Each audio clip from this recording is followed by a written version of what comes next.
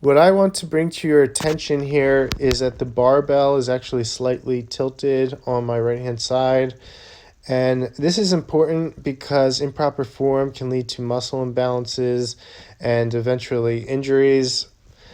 So, being aware of how you're lifting is crucial, and ways you can be aware of how you're lifting is by having other people give you feedback based on what they see through video footage, like what you see right here. You can use mirrors. That's right, you can use mirrors for more than just looking at your pump.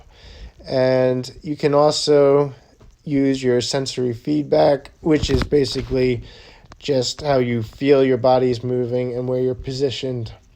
So I hope this video helps, and please subscribe. Thanks a lot.